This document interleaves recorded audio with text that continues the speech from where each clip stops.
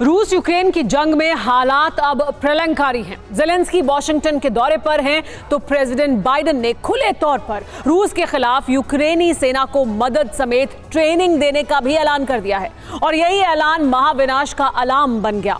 President Putin ने भी Biden के ऐलान के जवाब में न्यूक्लियर हथियारों के इस्तेमाल को हरी झंडी दे दी।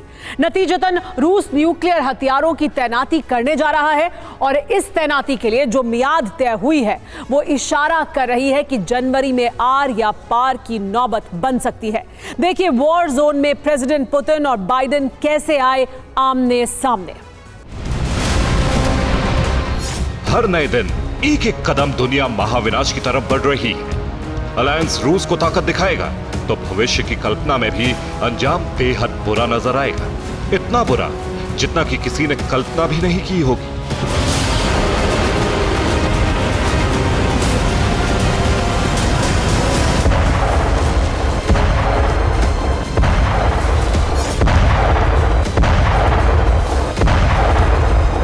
रूस के खिलाफ जंग में अमेरिकन फोर्स भले ही सीधे ना उतरी हो, लेकिन ये करीबी बता रही है कि जंगी मोर्चे के दूसरे सिरे पर यानी रूस में अब बेहद हाहाकारी तैयारी शुरू हो चुकी है।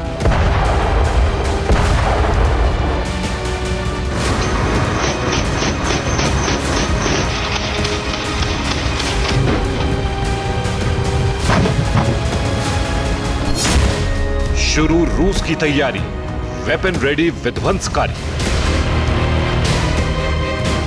मॉस्को में प्रेसिडेंट पुतिन का हथियारों की प्रदर्शनी में पहुंचना, हथियारों का जायजा लेना रक्षा क्षेत्र में रूस की प्रगति का पैमाना नहीं है, बल्कि यह पूरी कवायद दुनिया के लिए एक चेतावनी है। वो भी इसलिए क्योंकि यूक्रेन के वॉर जोन में जारी प्रत्यक्ष और अप्रत्यक्ष दुश्मनों से युद्ध के चेहरे खुद ब खुद बेनकाब हो गए हैं।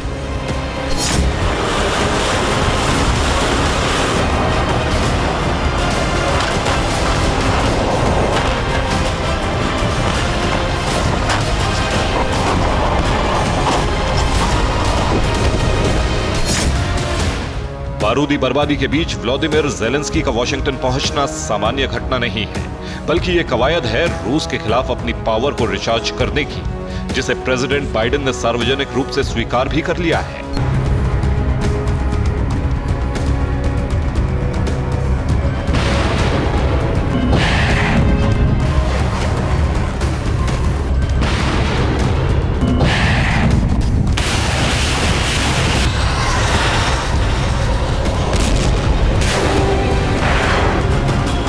मतलब साफ है कि जंग रोकने से ज्यादा अमेरिका की दिलचस्पी रूस के खिलाफ यूक्रेन को सदाबहार दुश्मन बनाने में है और अमेरिका की यही दिलचस्पी इस स्पेशल ऑपरेशन को वर्ल्ड वॉर के मुहाने तक ले जा रही है, क्योंकि अब रूस की जवाबी कार्रवाई सिर्फ यूक्रेन तक सीमित नहीं होगी, बल्कि इसका फैला हुआ दायरा यूक्रेन के यूरोपियन मददगारों से लेकर अमेरिका तक नजर आएगा।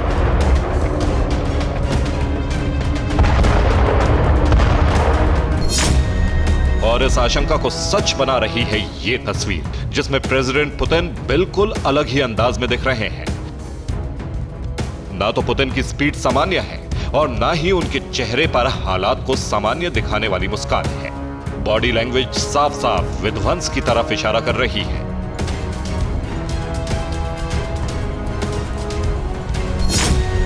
यानी प्रेसिडेंट पुतिन ने नए सिरे से जंग की तैयारी शुरू कर दी है।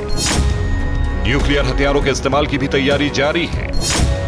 अभी अमेरिका तक अटैक में सक्षम हथियारों की तैनाती की जा रही है और दावा है कि जनवरी में रूस के न्यूक्लियर पावर्ड वेपन्स वॉर में शामिल हो सकते हैं।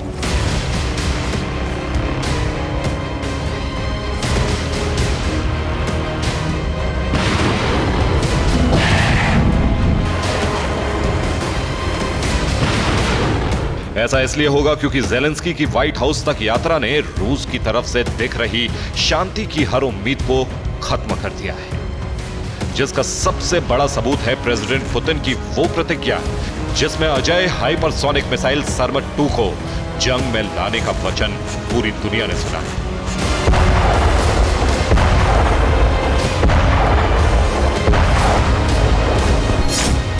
दरअसल प्रेसिडेंट पुतिन ने सैन्य प्रमुखों के साथ साथ अहम बैठक की है। जिसमें जनवरी महीने में अपनी RS-28 यानी सरमत 2 मिसाइल तैनात करने को कहा गया है। और RS-28 मिसाइल की तैनाती का मतलब है 6 मिनट में ब्रिटेन की तबाही।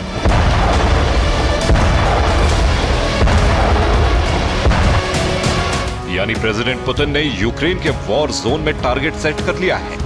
सिर्फ कीव की तबाही नहीं होगी, बल्कि वो सभी मुल्क भी तबाह होंगे जो रूस के खिलाफ जंग में अप्रत्यक्ष भूमिका निभा रहे हैं। और आने वाले दिनों में इस महातबाही की पुष्टि करती है रूस की इस अजय मिसाइल में समाई ताकत। 35.5 मीटर लंबी सरमत मिसाइल का व्यास 3 मीटर है। इसका वजन 208.1 टन है, जो 16,000 मील प्रति घंटे की रफ्तार से 18,000 किलोमीटर दूर के लक्ष्य पर अटैक कर सकती है। इसके अलावा ये इकलौती ऐसी मिसाइल है जो 7.5 टन के 15 वॉरहेड एक साथ ढोने में सक्षम है।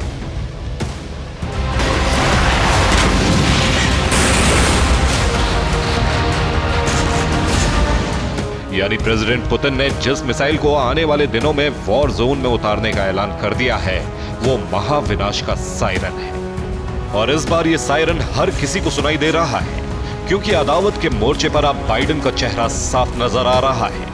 यही वजह है कि जनवरी महीने में ही अनस्टॉपेबल हाइपरसोनिक मिसाइल से लैस युद्धपोत तैनात करने का भी ऐलान हो गया है। लेकिन सवाल यह है कि यह युद्धपोत किस मिसाइल से लैस होगा? दरअसल पुतिन के ऐलान के तहत नया युद्धपोत जनवरी में वॉर जोन में प्रवेश करेगा और रूस का नया युद्धपोत जिरकॉन मिसाइल से लैस होगा। रूस की इस नई तैयारी के तहत जिरकॉन हाइपरसोनिक मिसाइल की डिलीवरी भी शुरू कर दी गई है और रूस की नौसेना इन जिरकॉन मिसाइल को एडमिरल गोर्चकोव में तैनात कर रही है।